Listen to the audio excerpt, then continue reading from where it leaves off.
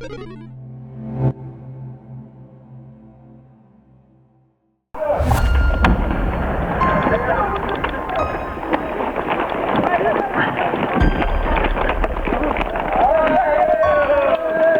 I didn't truly realize the level of trauma and the exposure to trauma that combat produces until I went there, and you just don't know. Literally, people are trying to kill you every day, and you're trying to kill them. Pretty shortly into that deployment, I had to make a decision. Are you going to try and make it home, or are you going to try and do your job? And I think that was pretty common with our unit.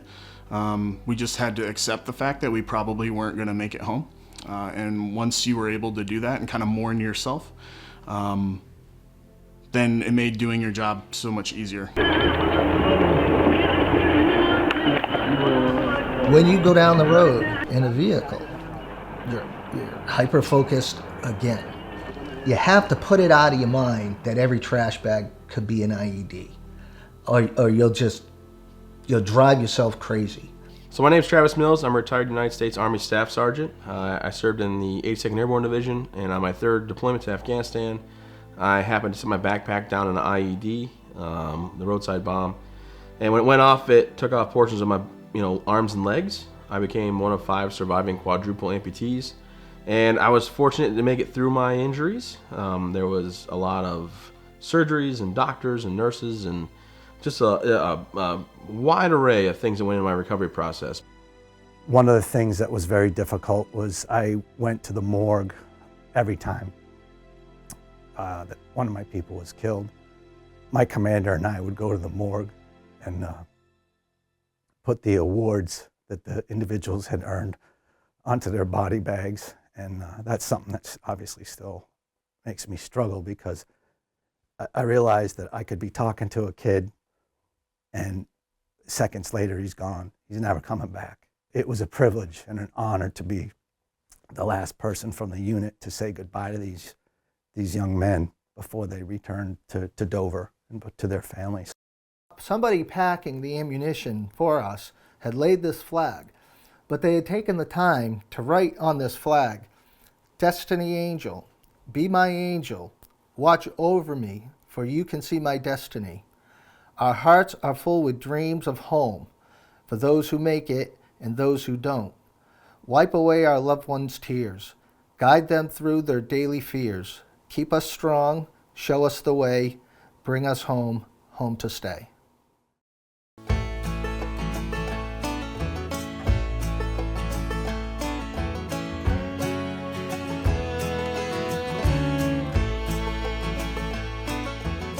So this is the VAST program, the Veterans Adaptive Sports and Training Program at Pineland Farms. And in addition to like a hike we just did yesterday with a group of 7 veterans, we meet every Wednesday at 9 to noon at Pineland Farms for our weekly program. And today we are, since it's the shoulder season, we really can't ski.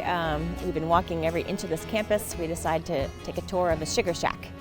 As a veteran, it's helped me link and bond with other veterans. And the really interesting thing is I'm a Navy veteran, but when I come here I get to spend time with Air Force veterans, Marines, Coast Guard, other Navy, Army veterans.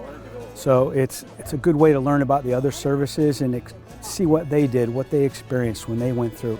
I needed something to help me through some struggles. And all these groups, and as I said earlier, I go to a lot of different activities, not every day, but knowing that I can, that's a big help. Certainly someone that's struggling with addiction, they need something to focus on in any activity, but particularly activities such as this, very helpful. You can see a lot more team mentality thought process from ex-military than you do civilians. It's more for self, I would say. And if you can take that team mentality and put it into positive outlets, then who's to say what can't be done? It is a difficult transition for many veterans.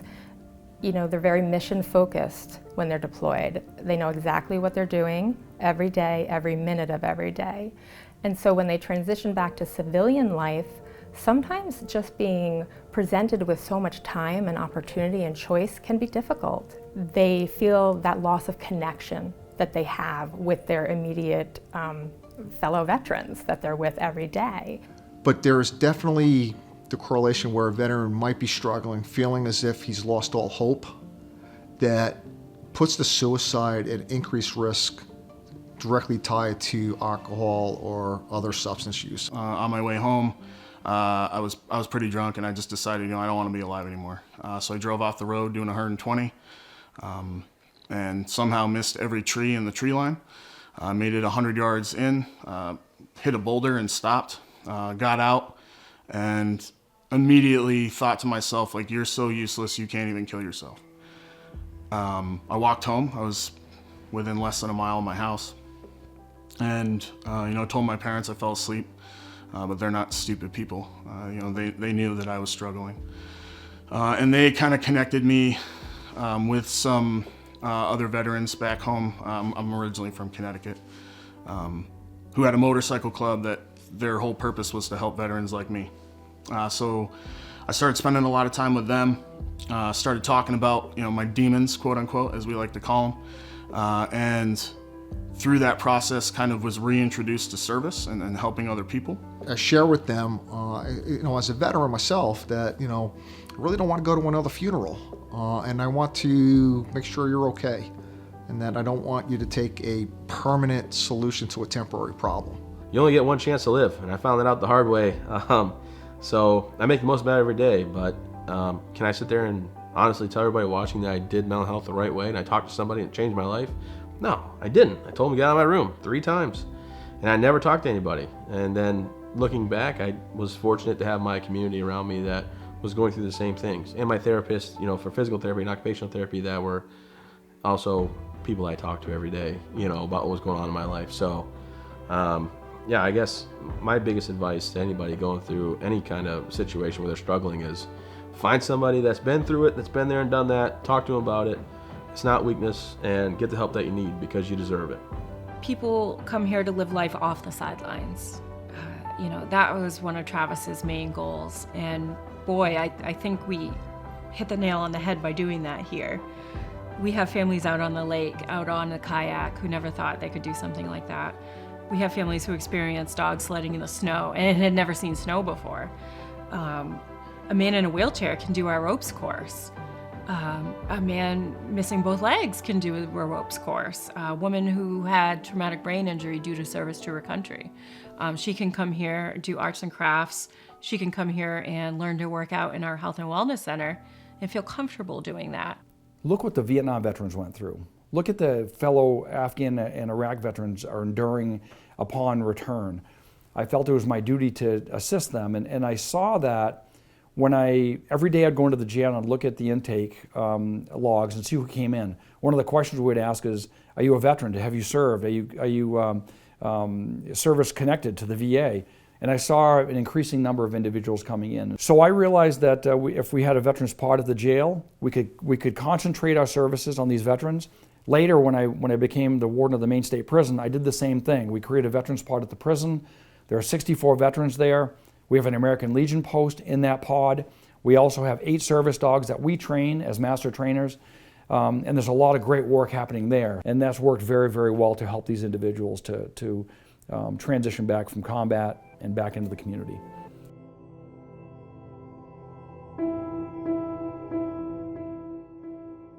The labyrinth is it's an ancient design. It's basically, if you've seen them, there's some different types. Probably the biggest thing that people confuse a labyrinth with is a maze, and it's not the same thing. A maze has a lot of dead ends in it. The labyrinth is one path with twists and turns. It causes you to slow down, and it's an ancient warrior practice that's utilized to either prepare for battle or when returning from battle to prepare yourself to go back into your family and your society, and that's truly what we use it for. It's a place where they travel this path individually although the group all do it. And they get to the center.